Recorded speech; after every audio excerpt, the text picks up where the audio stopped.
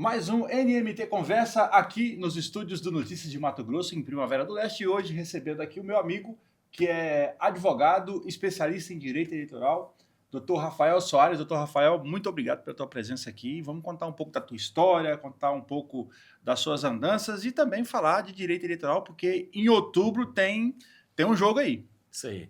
Chico, muito obrigado por me receber aqui no NMT Conversa. Falei certo, né? Satisfação, um prazer muito grande fazer parte desse projeto. Bacana. Rafael, a gente se conhece há muito tempo, né? E aí você me deu a informação agora que eu quase caí da cadeira. Você é de Porto Velho, cara? Eu sou natural de Porto Velho. Conta isso pra nós. Olha, eu tenho uma história que eu quase nunca falei. Falei isso para poucas pessoas, então me sinto também muito orgulhoso em poder abrir isso para você e de forma que vai ficar registrado. Eu sou natural de Porto Velho, mas eu vim com cerca de 20 dias, um mês, para Rondonópolis, porque eu sou um filho do coração, filho adotivo. Meus pais me escolheram, me acolheram, já numa idade avançada para ter filhos? Para ter filhos, né? E era um desejo da minha mãe. Era um desejo da minha mãe que não podia ter filhos. E naquela época ela tinha uma amiga em Porto Velho que trabalhava no hospital e fazia um pré-natal de uma família, de uma mulher que tinha vários filhos, já 7 ou 8 filhos, eu acho que era o 8º. E ela manifestou o desejo de entregar para adoção, fez o pré-natal tudo certinho e a mulher foi e ligou para minha mãe. Essa amiga dela ligou para minha mãe, falou assim, ó, tem uma família aqui que tem já vários, 7, 8 filhos aqui, tá indo pro 8º, 9º filho, não sei. E ela faz o pré-natal, conhece a família, essa amiga da minha mãe já acompanhava as outras crianças, né?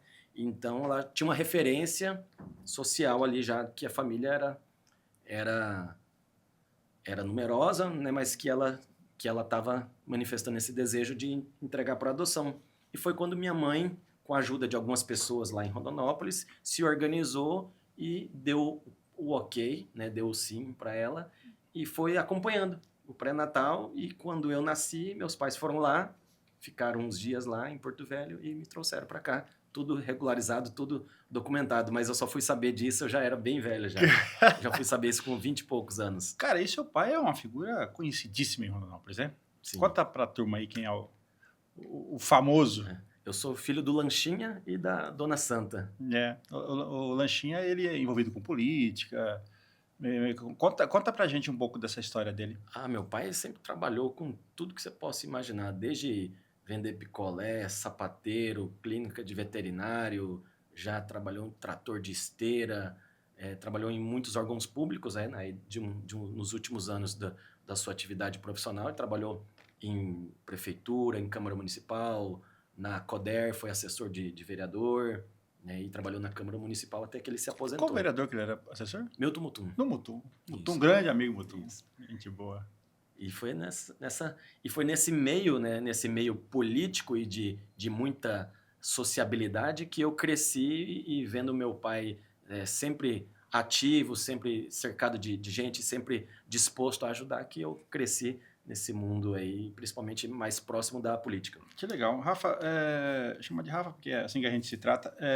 Você estudou no La Salle, foi isso? Não, eu estudei no CI, depois eu estudei no 13 de junho, né, que eu acho que fechou o 13. Então, fiz o meu ensino médio no 13. Você ia ter, vamos tratar assim, de uma infância que poderia ser muito difícil em Porto Velho, veio para Rondonópolis num casal disposto a ter mais um filho. Eles têm algum filho ou é só você? Não, sou filho único. Nossa, que coisa maravilhosa, hein? Nossa! Um perigo. Um perigo. Mas, nossa. Mas deu tudo certo. E aí você caiu numa família de classe média, né? E Sim. Aí foi aí que você teve as oportunidades que você teve, né? Então você estudou no CI, que é um colégio particular em Rondonópolis, né? Que fica na área nobre. E a sua faculdade, Rafa, você formou fora de Rondonópolis? Sim, eu me graduei em Direito na PUC do Paraná. E eu fiz economia antes de fazer Direito. Eu fiz 2 anos de economia na Federal do Paraná. Mas vamos dizer assim que a disciplina de cálculo não era o meu forte. Se contratar você para tocar a empresa, tá na roça. Não, hoje eu só sei que sou bom em cálculo de honorários advocatícios. Mas cálculo, aquela geometria, trigonometria, realmente não era o meu forte. Mas aí o direito foi o que sempre me brilhou os olhos, né? E aí na faculdade de Direito eu me encontrei e fui muito feliz lá. Rafa, você é um cara jovem. Você tá com quantos anos, cara? Tô com 40. 40? Apesar de não parecer, tô com 40. É porque jovem, gente, é porque eu conheci ele já faz 20. Então, era jovem, não é mais jovem, não é bem assim, né? É pouca idade de diferença, né? Cara, mas vem cá, antes de você chegar lá na faculdade, você casou, tem 2 filhos, como é que... Me conta essa história pessoal. Tenho 2 filhos, né? Com a Débora Larissa, que é advogada também. Tenho 2 filhos, o Joaquim e o Antônio. Né? O Joaquim tá com 13 e o Antônio vai fazer 10 esse Não, mas ano. é legal os apelidos, cara. O Joca Bolado e o Antônio Fofurinha. Os meninos são, cara, bullying desde cedo, E velho. desde criança. E até hoje eles fazem jus aos apelidos. Né? Cara. É bom demais, criança Coisa é bom boa. demais. Bom, mas você se casou antes da faculdade ou foi... Depois da faculdade? Me casei depois, já advogado, quando voltei para Rondonópolis, né? Depois que eu me formei, eu acabei voltando para Rondonópolis e aqui eu conheci a mãe dos meninos e a gente casou e teve os filhos daí. Que legal. Não, e é legal mesmo, porque fazer igual... A relação do Rafa no Instagram com os meninos é um negócio assim que é muito legal. Rafael, bom, você foi estudar na Universidade Federal do Paraná e, cara, eu vou fazer essa pergunta, porque, cara, um ambiente de faculdade federal deve ser um negócio maravilhoso, né? Teve muita festa, cara? É diferente, porque como eu fiz economia na Federal, era um outro prédio, não era o prédio histórico lá no centro de Curitiba, era um outro prédio lá no Jardim Botânico e era concentrado poucos cursos, economia, administração, então era uma outra turma, uma outra vibe, eu não participei disso não. Agora, quando eu fiz Direito na PUC, lá foi diferenciado. Então, assim, de vez em quando bate uma nostalgia diferente. Eu vou te dizer para você que eu aproveitei a faculdade. Então, Os companheiros mesmo é dessa fase aí, né? Sim, são dessa fase, companheiros esses que eu tenho contato até hoje, que a gente mantém uma boa relação, são amigos aí para a vida toda. Bacana. Então, bom, aí quando você voltou para Rondonópolis, né? Você se formou, voltou para Rondonópolis, você já foi para advogar ou você procurou outros caminhos? Sim, quando eu me formei, eu estava lá em Curitiba, inclusive, foi quando o meu pai ligou para o Kleber Paulino, que hoje é meu sócio, e me convidou. Vamos montar um escritório em Rondonópolis e tudo. Eu falei, pensei, né? Eu tava num ponto de virada, né, da minha vida. Eu estava graduado, ia iniciar uma carreira, e aí quando apareceu esse convite, eu pensei, né? É a chance de eu voltar para perto da família, porque eu não tinha ninguém. E vale só o gancho. O Kleber Paulino é filho do Noel Paulino, que também é da política, né? Exatamente. Então era 2 filhos da política ali. Então, e o Kleber ficou em Rondonópolis, então tinha uma base social e de propício para a captação, para um início de uma nova empreitada, como a gente acabou acontecendo na advocacia. E eu pensei, falei, juntou, né? Saudade de casa, vontade de voltar para perto dos meus pais e essa foi uma oportunidade. Então, voltei, nós fizemos, né, montamos o escritório, que aí estamos aí no 15º ano, que foi uma jornada muito bonita, muito boa. Bom, quando você forma, claro que na faculdade você tem as matérias que você mais gosta, né? E não tem como, acho que todo mundo gosta do criminal, né? Que é muito legal, filme, né? Todo mundo tem essa coisa. Quando você forma, você volta, faz a sociedade. Pegava qualquer caso. Não, aí que tá, Chico. Eu nunca fui esse do criminal. Cara. Nem do criminal. Eu sabia, quando eu estava na faculdade, eu sabia o que eu não queria. Eu sabia que eu não queria ir para magistratura, eu sabia que eu não queria ir para Ministério Público, delegado. Aí o delegado que vai muito para a área criminal. Então eu já sabia. Faltava só eu lapidar. O que me sobrou, né? A advocacia. Aí dentro da advocacia, durante realmente a graduação, que eu fui me familiarizando com as disciplinas. Direito processual civil, direito constitucional e direito administrativo. Então, a minha atuação hoje profissional, ela já foi direcionada já desde a época da graduação.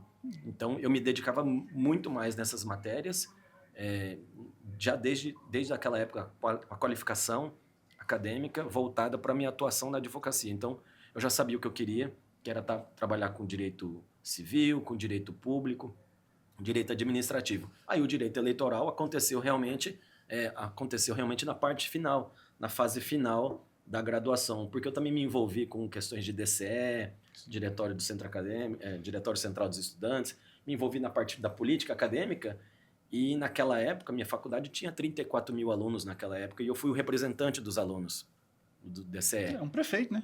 Praticamente. E a gente movimentava um orçamento considerável sei lá, para um rapaz de 20 e poucos anos, 22 anos que eu tinha na época. E chamei a atenção de muitos políticos e muitos partidos. Não me filiei em nenhum partido na época, mas desde aquela época eu percebi que era um nicho a ser explorado. Não conhecia ninguém do direito eleitoral, mas aí eu passei a conviver com as questões eleitorais no âmbito jurídico, né? Aí quando eu me tornei advogado, foi um ano de eleição e tive a oportunidade de trabalhar numa campanha e aí... Antes do eleitoral, nós vamos tratar, porque tem bastante coisa do eleitoral para falar, até por conta do momento, né, que se avizinha, mas o direito público é um negócio interessante. Bom, eu milito na política há 25 anos, né, então é uma coisa que a gente... Dos 15 anos que você é formado, Rafa, que você se formou e já veio para trabalhar, já tem 15 anos no escritório, mudou muita coisa, cara, do direito público nesses 15 anos? O que foi substancial a mudança? Mudou muita coisa, Chico, principalmente a parte técnica da gestão pública, mudou a parte da transparência, a própria lei de improbidade administrativa teve uma mudança substancial em 2021. Essa parte de transparência, de compliance, de responsabilidade da gestão pública, eficiência, melhorou. Eu acredito que houve, de certa forma, uma profissionalização da gestão pública, né, priorizando a questão da transparência, da otimização dos gastos públicos e também da responsabilização dos gestores. E não foi só a parte de legislação, mas a parte técnica, a parte de fiscalização e controle, o próprio Tribunal de Contas evoluiu muito nesse sentido. O Judiciário também está dedicando uma atenção muito especial e colaborando com a implementação dessas situações. Também tivemos aí a lei de licitações reformada também em 2021, de forma ampliada, de forma densa. Então, tem todo um conjunto de fatores que, na minha visão, está evoluindo para o aprimoramento da gestão pública. Antigamente, né, a gente teve aqui o prefeito Getúlio Viana, que foi cassado, ainda está sem os direitos políticos, está quase acabando essa penalização dele. Em 2016, se eu não me engano. 16, 17, né? E o cara é muito sério, né? Mas aquele prefeito foi fazendo, né? Foi fazendo. Antigamente a gente tinha muito disso, né? Ia fazendo. Você pegou essa fase do ia fazendo ainda?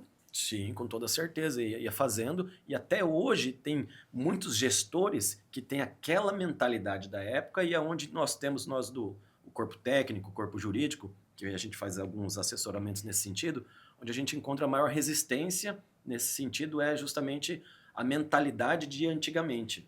Não vamos fazendo. Não. Sempre foi feito assim. Sempre fizemos assim e sempre deu certo. Essa mentalidade que é o maior ponto de convergência para a gente fazer essa alteração na mentalidade, essa resistência do gestor com o pensamento mais antigo, né, de que sempre foi feito assim e sempre deu certo. Hoje não é assim.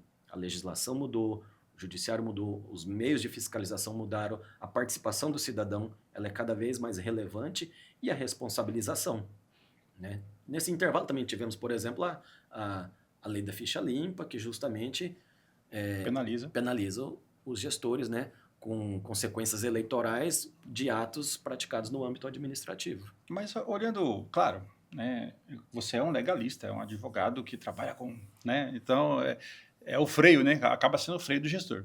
Mas também não tem muito, hoje eu vejo gestores se apegando demais também, e principalmente quando você tem um monte de eleição de novos gestores que não têm experiência política nem legislativa, chega com muito medo também na prefeitura. Então, esse negócio de tudo ser também não vira um problema para uma gestão? Com toda certeza. Tem que ter uma harmonização, uma combinação de fatores. Por mais que o gestor seja novo, ele vai ter que formar a sua equipe com pessoas da sua confiança, com pessoas que detêm uma certa experiência, mas essa combinação de fatores, da confiança, porque o que acontece, Chico?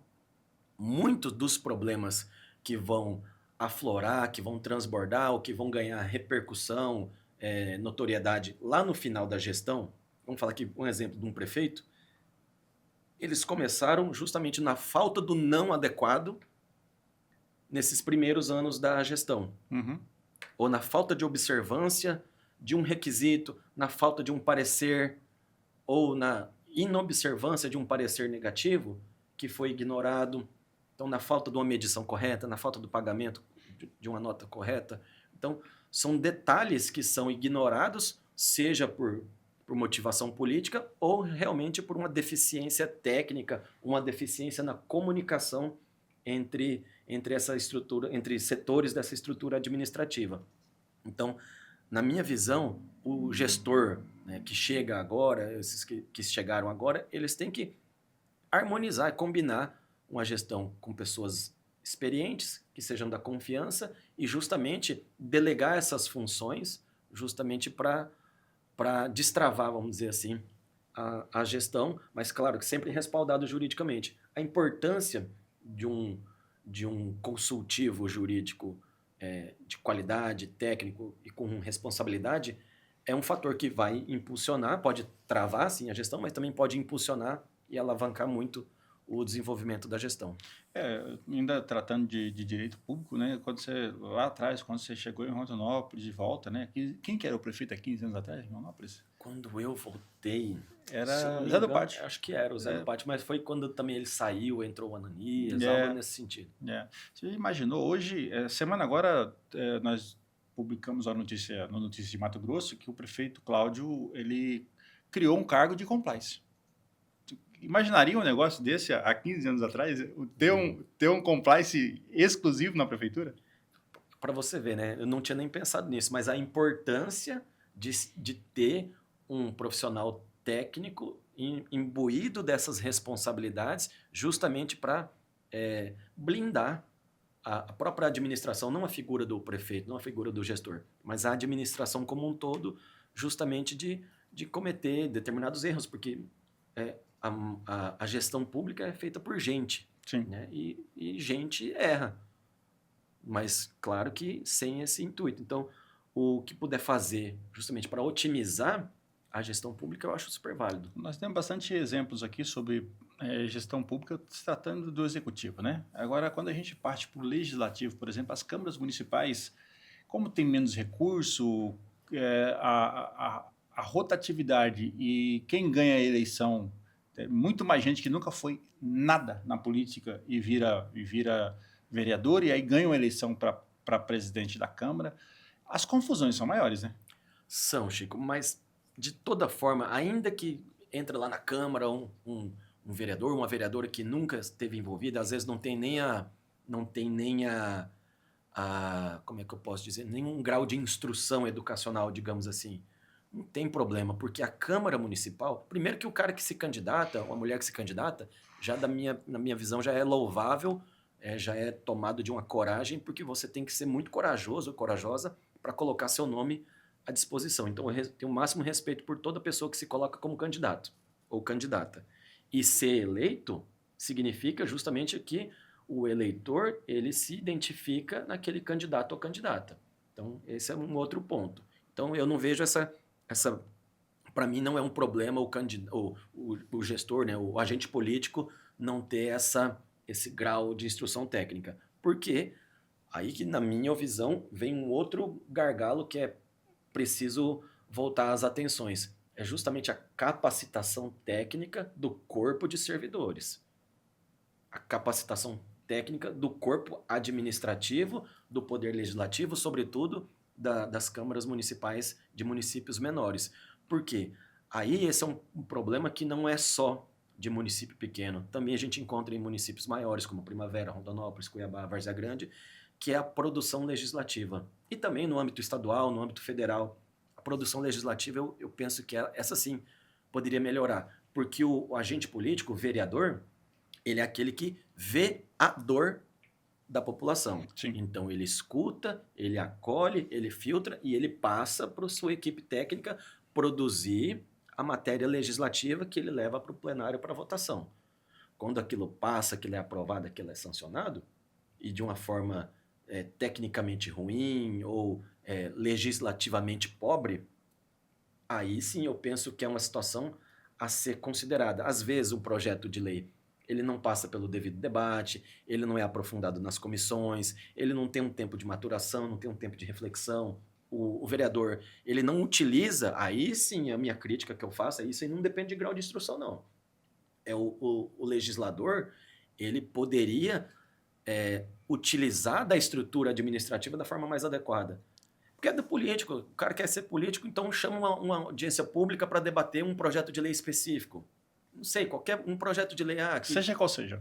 Qualquer que seja o projeto que vai debater o dia daquilo lá, o dia de uma fibromialgia, não sei o que lá, acessibilidade, não importa.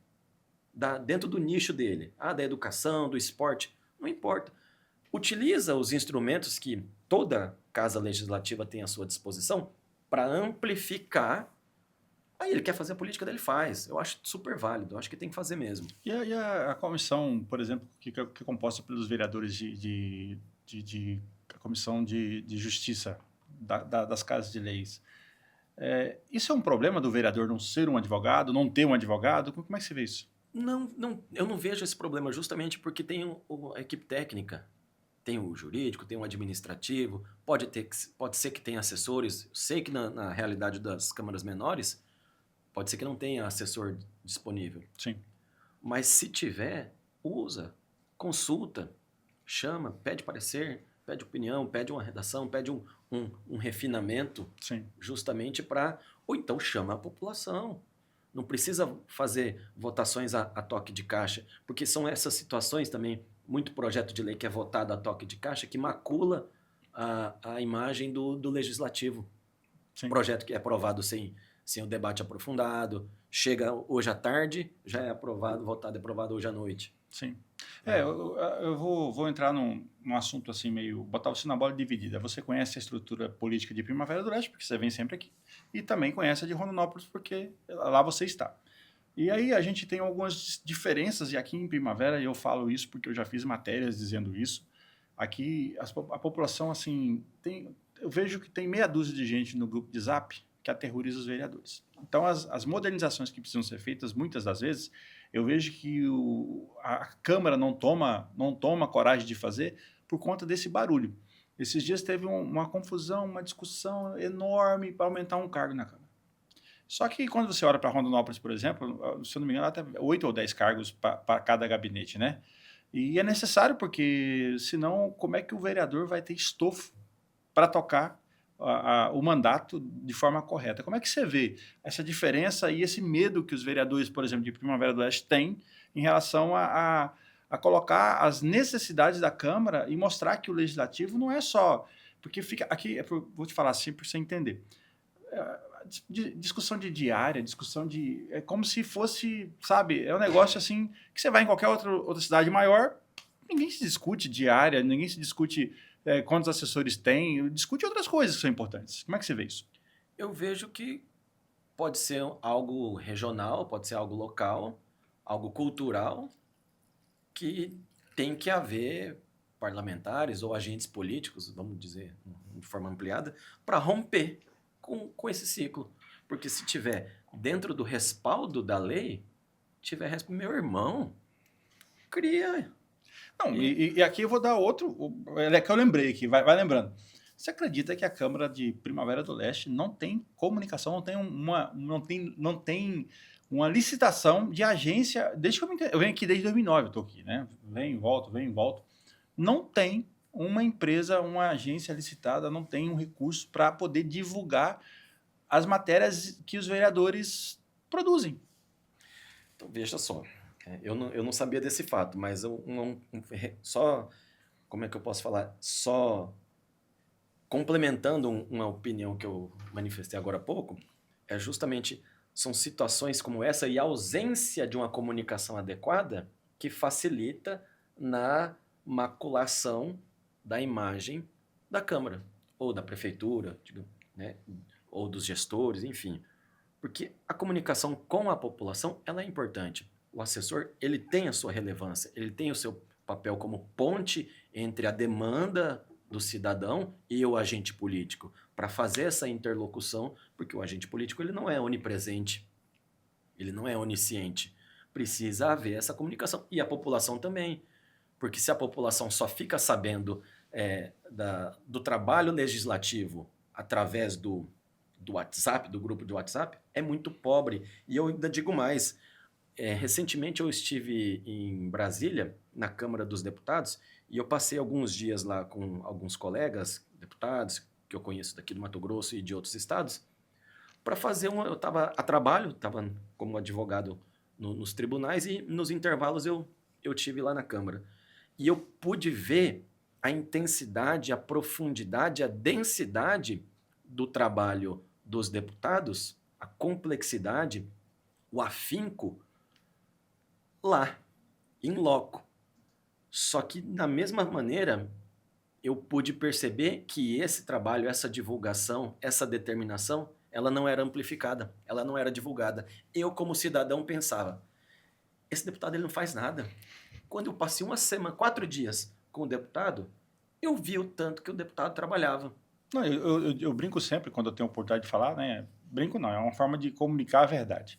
Eu falo, gente, se vocês souberem que o deputado, o senador chega 9 da manhã no Congresso e sai 10 da noite, 11 da noite, você acredita? Porque E não parece. não parece? E o que passa pra gente? Parece que ninguém trabalha. No grupo de Zap, a figurinha aqui, né?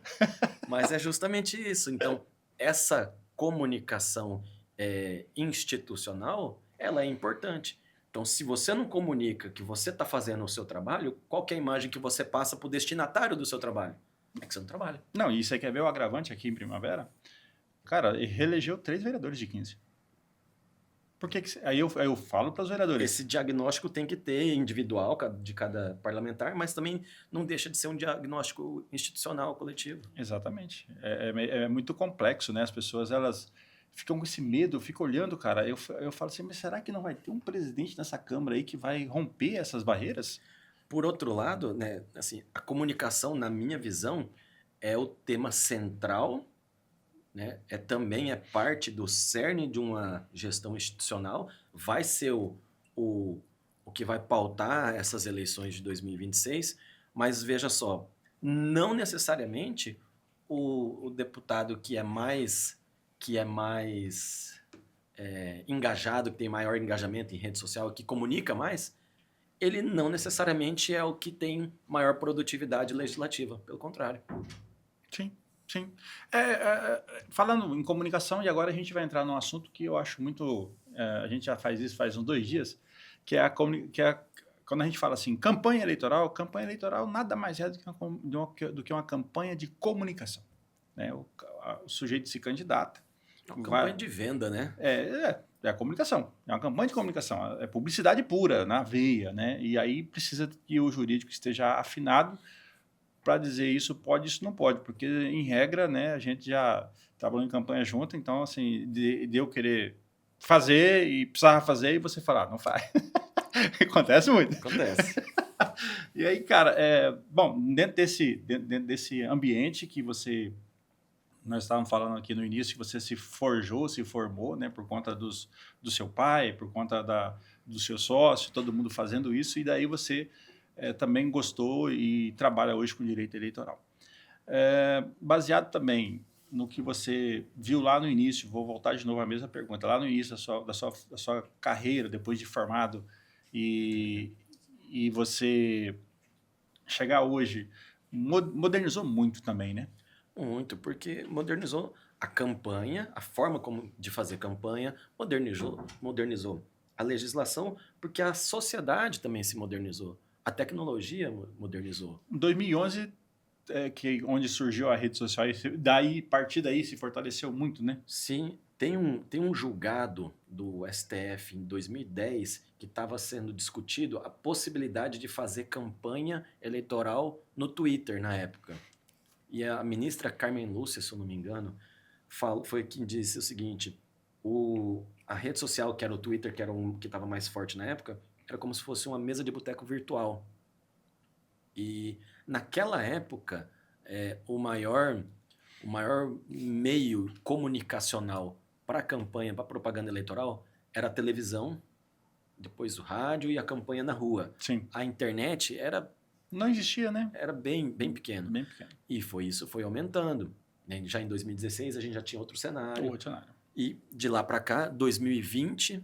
Em 18 eu acho que teve, degringolou, né? As fake news e o Exato. sistema robotizado, automatizado, que fez com que as campanhas ficaram muito virulentas nas redes sociais. Foi como reflexo das eleições de 2018, foi a primeira cassação de registro de candidatura por divulgação de desinformação eleitoral, que foi o caso do Francisquini. E de lá para cá, e Francisquini era um deputado grande, né? Era um cara... Que tinha um engajamento e uma amplificação da sua voz em razão da própria utilização estratégica, consciente, mas ostensiva da internet e das redes sociais. Ele era muito... Eu acho que foi um dos primeiros grandes assim, que surgiram, né? Que souberam canalizar essa questão da comunicação. Ele é delegado, né? Sim. Então ele tinha muita presença em rede social, muita autoridade em rede social quando dava as suas opiniões. E aí, bom, mas de lá para cá teve essa cassação.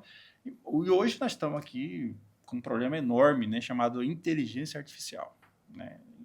É muito bom, a gente usa hoje...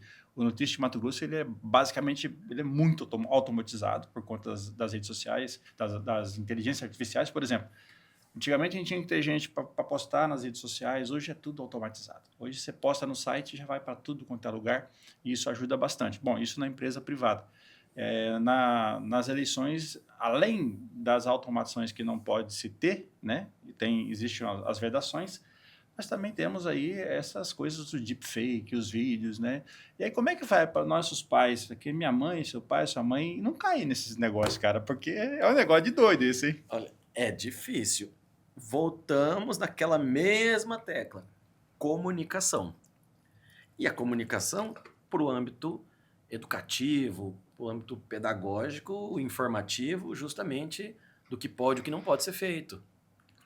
De colocar ao cidadão. E essa questão da deepfake não é só para o âmbito das eleições. A gente está vendo aí com esse novo desenrola aí. Golpes também, né? Para tudo quanto é golpe. O golpe só está mudando um pouco o formato. E justamente com base em deepfake, com base em desinformação, com base no engodo que os golpistas fazem. Sim. No âmbito eleitoral, mesma coisa. Teve um negócio aí esses dias atrás, agora parece que conseguiram, né? Depois de muito dinheiro que a Meta perdeu. Pô, os caras fizeram os vídeos do Drauzio Varela, do Luciano Huck, vendendo remédio, rapaz. E ficou, golpe, ficou por anos esse negócio rodando e ninguém resolvia.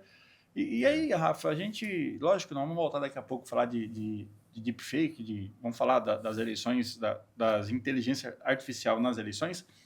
Mas, cara, é um negócio assim, é incrível hoje, que a gente entende.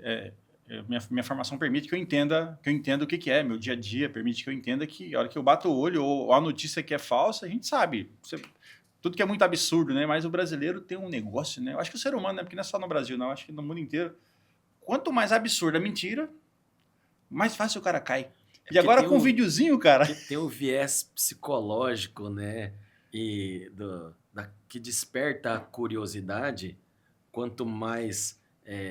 Quanto mais absurdo, quanto mais extremo for a chamada, né? Você vai entender isso melhor do que eu. Quanto mais chamativo for a mensagem do título, a mensagem do texto ali, para ser a isca do clique, ou até mesmo para própria difusão, para própria divulgação e transmissão, é o atrativo que se utiliza, né? O conselho que eu dou para todo mundo é assim: tiver escrito urgente, veja isso, compartilhe e você sai fora. Em regra... Mas só que é um treinamento, como eu te disse. Vai ser individual, mas também tem que ter um caráter informacional por quem quer que seja. Seja pelo âmbito do próprio Estado, os candidatos, os partidos políticos, os próprios veículos de comunicação, nas escolas, não sei. Tem que ter justamente esse trabalho ostensivo de orientação. Justamente mas você não acha que dificultou bastante? Ó, vamos colocar aqui que esses candidatos antissistemas, eles tentaram fazer com que a imprensa oficial, né, perdesse a sua credibilidade. Embora todo mundo saiba o que acontece na Globo, todo dia todo mundo dá notícia do que acontece, mas fala que ninguém assiste. Mas descredibilizaram muito os veículos de comunicações oficiais, e aí fica difícil para a gente para a gente dizer. E aí parece que quem diz que aquilo é falso, aquilo tem que... Ou quem defende, por exemplo, a regulamentação. Eu defendo a regulamentação da internet, porque ninguém aguenta isso mais. Mas a população caiu no engodo, numa conversa de liberdade, e acha que está defendendo a liberdade. Ai, Chico, mas veja só, eu vou ter a ousadia de discordar de você em partes. Eu penso que não é, mediante sistema. O que eu imagino? É que com o avanço da tecnologia, a possibilidade de se... Todo mundo tem um estúdio na palma da mão, que é o celular, que produz conteúdo, que grava vídeo, que edita, que, enfim, que faz recortes e deepfake e tal, enfim. E amplifica os canais da rede social. Se a turma souber que um celular na mão do moleque de 16 anos que dá conta de fazer deepfake... Exato. Então, e aí as redes sociais também se tornaram essa plataforma. Então eu penso que a democratização do acesso à informação que foi o pulverizador de vários veículos de comunicação, independentes ou institucionais. Né? E sem levar em consideração se é Globo, se é A ou se é B, enfim. Tá? E eu penso que também, de certa forma, até contratos institucionais, não estou nem abordando esse ponto. Mas, por outro lado, eu também sou a favor da regulamentação das redes sociais, mas aí, por outro lado, justamente as próprias plataformas, essas big techs, elas também encamparam campanhas desinformacionais, justamente nesse sentido de o governo, o legislador, o governo, quem quer que seja, está querendo censurar a gente. O maior exemplo concreto disso foi o projeto de lei 2630 de 2020, que ficou conhecido como PL das fake news, né? Que a própria plataforma do Google, na hora que você abriu o Google, estava lá, a internet é um mar da liberdade de expressão. Tinha umas mensagenzinhas que ele mandava lá, diga não à censura. Então, e isso vai permeando na mente do cidadão, e ele, inconscientemente, ele se coloca contra qualquer tentativa de regulamentação sob a bandeira da censura, e não é bem assim. Você quer que eu faça um comparativo muito... Isso aqui é muito maluco, você vai lembrar disso aqui. Você lembra quando os heróis nacionais eram Sérgio Moro e Dallagnol? Os caras usaram a estrutura do Ministério Público, com dinheiro público, todo mundo de crachazinho, bonitinho, nas praças do Brasil, pedindo assinatura para a lei anticorrupção, lembra disso? Era a lei anticorrupção que falava, né? Lei anticorrupção. 10 leis anticorrupção. Quem é que não assina um negócio desse? Eu assino, todo mundo assina. Aí qual foi a primeira das 10 leis, você lembra? Que era... Não lembro. Você não lembra? Para acabar com... Ai, cara, habeas corpus. Você lembra disso, cara? A confusão que deu. Aí eu falei, gente... É que o Adilton estava na Câmara dos Deputados e o Medeiros estava no Senado. E aí, cara, o Adilton legalista, você conhece? Falou, como é que eu voto nisso aqui, cara? Acabar com um habeas corpus? Como é que acaba com um habeas corpus? Então, assim, existe jeito de fazer mal feito. Então, a regulamentação, eu estou dando esse exemplo, a regulamentação da internet é muito importante para acabar com os golpes na internet, para acabar com a difusão de mentiras, de coisas absurdas que acontecem. Mas eles usam o viés que quem é que não quer defender a liberdade, Rafael? Todo mundo quer defender a liberdade, não quer?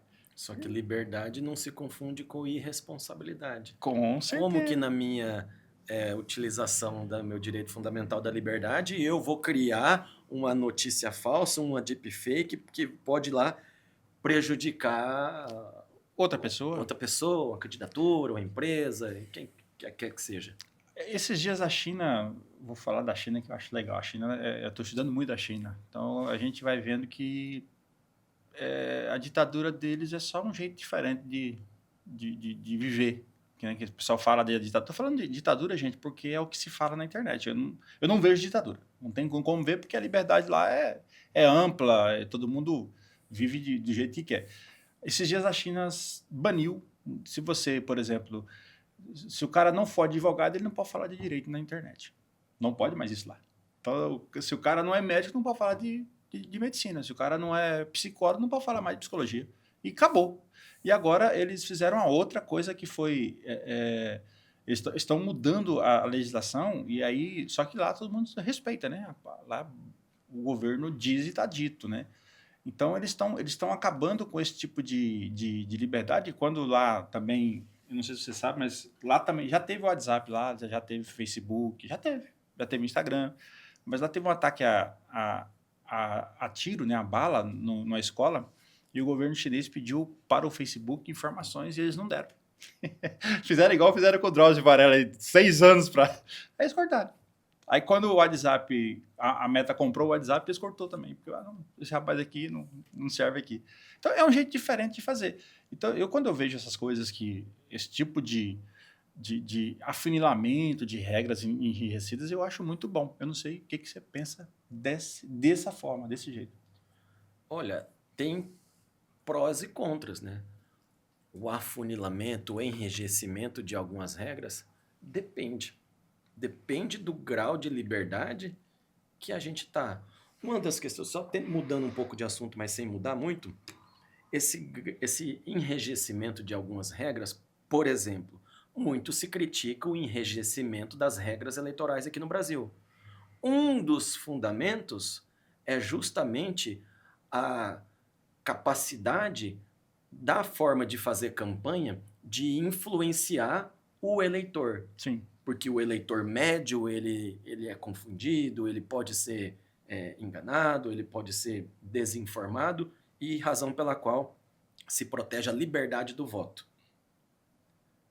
Mas então, peraí, o legislador está chamando o nosso eleitor de burro, de analfabeto funcional. 30%, segundo as pesquisas. Porque se eu tenho um enrijecimento dessas regras eleitorais com alguns desses fundamentos, né, e uma das liberdades é a liberdade do voto, por que não o candidato não pode fazer uma propaganda eleitoral muito mais livre? Nos Estados Unidos, eles servem churrasco e hambúrguer na porta do colégio eleitoral. Muito mais livre, e o pretexto é justamente não captar o voto do eleitor. Então, assim, algum diagnóstico a gente tem que fazer. A gente tem que voltar para nós aqui, e o eleitor precisa ser conscientizado politicamente, e o candidato, porque se tem alguém que compra voto, é porque tem alguém que vende.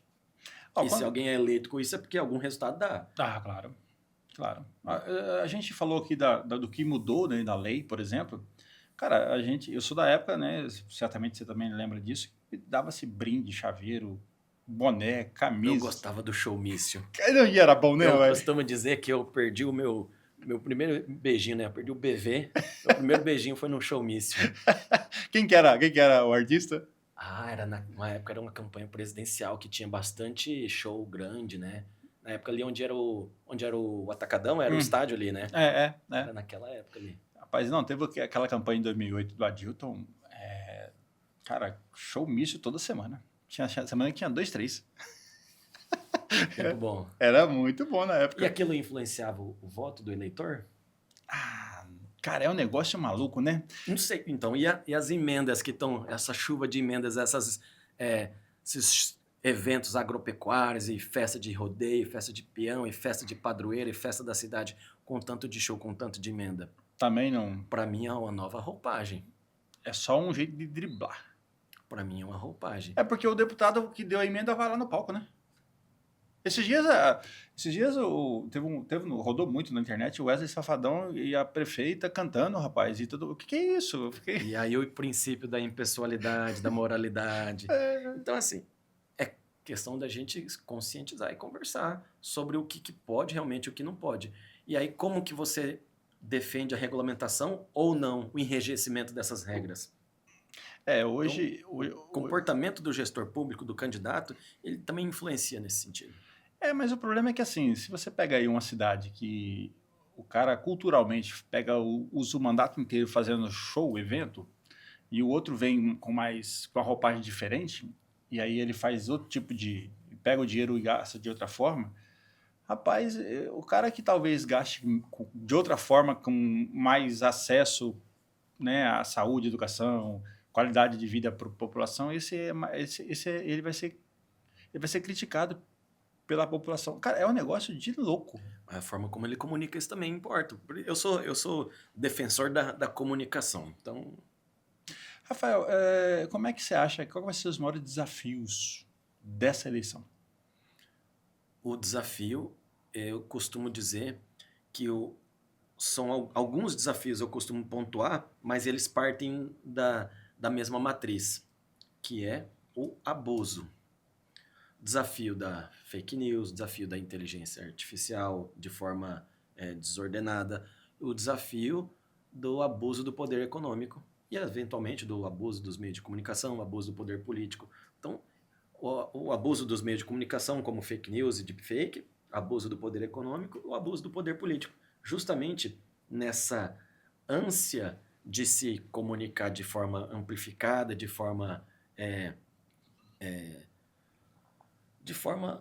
rápida e ampliada e profunda, porque o período de campanha é curto, ou seja, porque o ano eleitoral já está correndo, a eleição se avizinha, então muitos gestores ou pré-candidatos, porque a pré-campanha ela já está na rua há muito tempo, então muitos... É só um jeito de chamar a campanha de outro nome também, tá? De outro nome.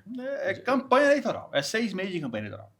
E olha lá se não for mais. Então, assim, só que nesse período do pré-candidato ou pré-candidata se fazer conhecer, se mostrar o seu rosto, a cara, distribuir os sorrisos nas ruas, seja ele agente público ou não, o que eu tenho visto, eu não estou...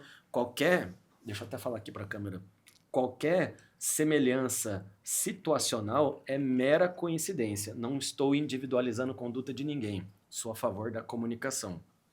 Sou a favor que os pré-candidatos se façam conhecer. Mas, muitas vezes, nessa ânsia de chegar ao pretenso eleitor... Atropela a questão da comunicação, atropela as regras eleitorais. E não que eu seja a favor também de algumas dessas regras. Porque qual que é a diferença de pedir apoio e pedir voto? Vou alugar um triplex na sua cabeça. Tá bom, Francisquini foi caçado por fake news. Beleza. E o Pablo Marçal que fez aquilo com bolos e não aconteceu nada. E aí? Você lembra? Qual? Colocou... Do laudo? Do laudo. Mas são situações diferentes. Qual a diferença? São situações diferentes. O Francisquini... ele, além de propagar fake news, ele foi relacionado ao próprio sistema eleitoral, que inclusive foi algo que desencadeou a resolução 23.714, que estabelece multas altíssimas e uma penalização muito grande para quem propaga desinformação contra o próprio sistema eleitoral. No caso do Pablo Marçal, teve um outro tipo penal eleitoral, que eu não me lembro agora, mas foi uma situação muito mais direcionada ao candidato, ao adversário. Tá. Então o Francisquini, na verdade, falou contra o sistema eleitoral. Exato. E o do Pablo Marçal era uma divulgação de fato notoriamente inverídico e tinha alguma coisa de uma injúria eleitoral. Mas você não acha que aquele tamanho, aquele foi grande, não daria para ter uma punição maior, cara? Não teria que ser uma punição maior? Aí que entra a questão subjetiva do judiciário eleitoral. Eu não vi o processo do Pablo Marçal, eu vi do Francisquini, porque eu até escrevi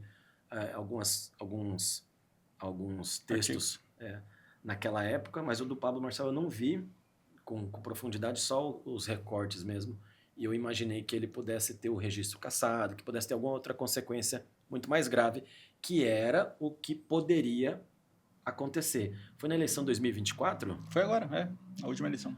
Que já estava em... É uma loucura. Não, foi impactante, porque ele apresentou um documento como se fosse verdadeiro e, meu Deus, ali foi assim...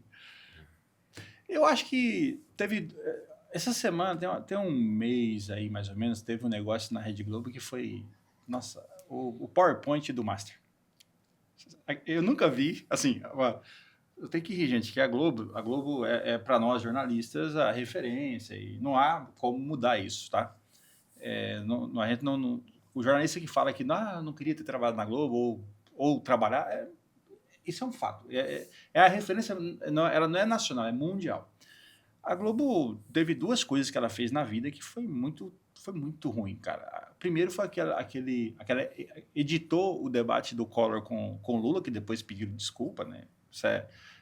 Tem os dois debates, tá no YouTube, você vai lá e olha que é muito interessante, é muito diferente um debate do outro. E agora com esse PowerPoint do Master que colocou o Lula pertinho do Vorcaro e tal, e que assim, e ficaram 45 minutos, cara, falando daquilo. Eu achei assim, eu fiquei olhando aquilo, porque a gente tá sabendo da investigação, né, tá acompanhando. Eu fiquei olhando aquilo e eu falei assim, cara, que é isso, cara? Então, é um tipo de coisa que, um erro gravíssimo que aconteceu num veículo oficial. E aí agora uma campanha se avizinha, qual que vai ser os limites, cara? Será que a lei, será que nós podemos esperar que o TSE vai fazer outra resolução mais dura para evitar esse tipo de situação? Mas esse tipo de situação aí que você comentou tá dentro ainda da liberdade de comunicação, da liberdade de crítica. Que a gente sabe que acontece uma indução ao espectador, né, dessa vinculação das Não, imagens. e o gênio sai da lâmpada e nunca mais volta.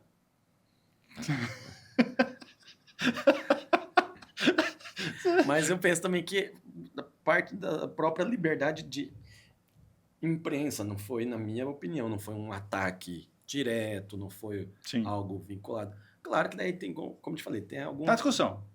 Uma indução ali que eu acho que está ainda dentro do espectro da liberdade, porque daí se eu enrijecer isso, aí eu vou estar flertando assim com a censura. O problema é o resto, né? Exato. O problema é o resto. É o precedente que você abre. Tá, e agora, por exemplo, essa eleição passada tivemos aí, o Bolsonaro está preso por conta dos ataques, né? Basicamente por conta dos ataques ao sistema eleitoral brasileiro, foi infundado, foi muito forte os ataques que foram feitos. Como é que você vê? Nós estamos na pré-campanha, a gente tem visto agora, pessoalizou-se o ataque aos ministros, e aí eu acho que está tudo bem, não é contra o sistema. Você acha que vai de novo endurecer um discurso contra o sistema eleitoral novamente, aproveitando esse gancho desse tanto de informação, vamos colocar assim? Eu tenho algumas opiniões sobre isso de forma bem, bem pessoal, né, extrapolando a parte técnica, é que a forma com que os ministros da nossa Suprema Corte Estão se comportando? de uma forma muito exposta, eu penso que não deveria ser assim justamente para preservar, né, A corte. a corte, preservar justamente o caráter institucional. A mesma forma que eu disse lá do poder legislativo, principalmente das câmaras municipais de municípios pequenos, essa nódoa que fica na imagem institucional, ela é muito prejudicial para o próprio funcionamento dessa estrutura organizacional, dessa estrutura administrativa, dessa estrutura do judiciário.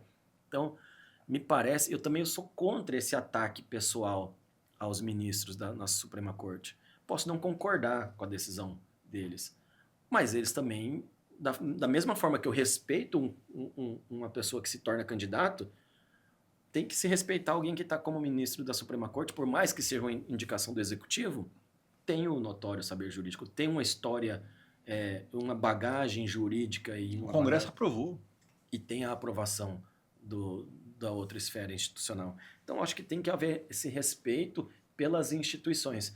Penso eu que também tem outros caminhos a serem tomados, né? Dentro desse espectro aí, se vai ter um enrijecimento ou não, a gente tem que, voltando à questão da maturidade democrática de uma nação, de uma população. Em alguns países, a liberdade de expressão ela é tão grande que é possível, sim, a crítica até mesmo ao modelo governamental, ao modelo do judiciário, às próprias decisões. E numa sociedade onde toda e qualquer crítica é tomada como um ataque pessoal, um ataque às instituições, um atentado ao Estado democrático de direito, também é algo a se pensar, a se refletir. Será que realmente todo e qualquer ataque, ou toda e qualquer crítica, perdão, vai se tornar um ataque é tão perigoso assim à estrutura administrativa? Que estrutura que é essa que tem a fragilidade de não suportar uma crítica? Não aguenta o roxinho, como dizem. Né? Então, é algo a se pensar. E claro que daí isso acaba refletindo justamente no enrijecimento de determinadas regras. Isso não é só do eleitoral. Falei agora há pouco da lei de improbidade administrativa, que exige, por exemplo, o dolo objetivo. a conduta do agente político, do agente público, de realmente lesar os cofres públicos. E ela tem que estar, então, efetivamente demonstrada. O que a gente está vendo é uma retomada do judiciário discutindo se esse dolo pode ser subjetivo. Não, gente, a lei já está dizendo que tem que ser objetiva. No âmbito eleitoral está a mesma coisa. O enrijecimento das regras, justamente porque, de um lado, os candidatos, partidos, eles tendem a abusar, poder político, poder econômico dos meios de comunicação, e do outro lado, a preservação do eleitor, né? Que o grande cerne das regras eleitorais é a proteção da liberdade do voto. Mas deixa o cara votar em quem ele quiser, deixa os caras fazer as campanhas do jeito que quiser. O duro que aí, quanto mais o cara gasta, mais chance ele tem de ser eleito. Eu vou te falar aqui, eu era a favor lembra quando as empresas doavam? Eu era defensor daquilo. Aí quando a gente vai amadurecendo e vai percebendo assim, bom, mas beleza, isso aí é muito legal, mas significa que só quem é rico vai poder se eleger? Porque daqui a pouco o cara que ali, um vereador, que está ali, nasce na igreja, aqui, vamos botar aqui na São Cristóvão, aqui em Primavera, ele serve ali, e aí a igreja se organiza, vamos montar um grupo aqui para eleger o seu José. E só que aí todo mundo vem com uma máquina financeira muito grande, então, assim, às vezes não distorce muito a democracia? Cria essa cultura do clientelismo, né? Corre esse risco. Então, tem a motivação. Esse enrijecimento, eu acho que vem por favorecimento. Só que, da mesma forma, a campanha eleitoral não é de graça. Então, a gente cria outro mecanismo legal, que é o fundo eleitoral. E esse dinheiro vai ter que sair de algum outro lugar. Hoje uma campanha eleitoral presidencial aí, ela tá custando muito bilhão, né? Então, bilhão não, né? Porque tem o limite de gasto de campanha que não chega a bilhão. Desculpa, né? Desculpa. Uma coisa é uma coisa. Outra coisa é outra coisa. Tá, passou de bilhão. Não tem como, né? Negócio de candidato que vira presidente e fala que gastou 2 milhões, 2 milhões, meu Deus do céu, o cara não vira deputado estadual. Que não é esse também o limite de gasto de campanha. Que também, né? Não, uma coisa é uma coisa, né? Outra coisa é outra coisa. Bom, doutor Rafael, eu quero te agradecer pela sua presença, vinda aqui em Primavera para a gente bater esse papo. Desejo sorte aí nessa eleição, né? Das campanhas que vai defender, que vai trabalhar. E aí a gente só te deixa aí para poder fazer suas considerações finais para a gente poder encerrar nosso papo aqui. Eu agradeço, Chico, mais uma vez pelo convite para participar do NMT Conversa. Estou aí sempre à disposição para falar de direito eleitoral, de eleições, direito administrativo. Deixar meus contatos, né, no Instagram, @prof.rafaelsoares. Estou sempre falando de direito eleitoral. Tenho meu canal no YouTube. E agora a gente também está com um podcast, Arena Eleitoral, no Spotify, que em breve também vai ter bastante conteúdo sobre direito eleitoral, eleições. Coisa boa. E esse episódio aqui, além de estar no YouTube, vai estar nas nossas redes sociais e também no nosso Spotify também. Maravilha. Gente, obrigado. Obrigado, gente. Até o nosso próximo episódio do NMT Conversa aqui no estúdio do Notícias de Mato Grosso.